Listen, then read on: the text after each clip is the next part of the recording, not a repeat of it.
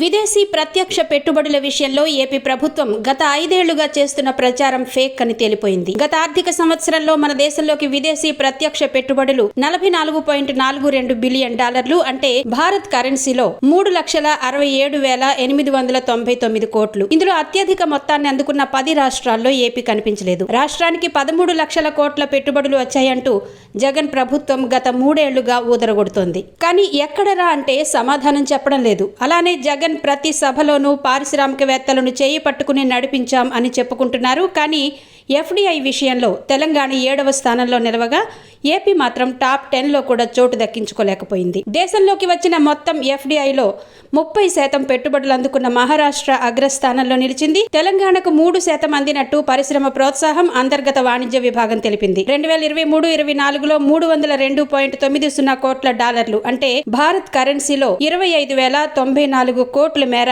FDI చేరింది.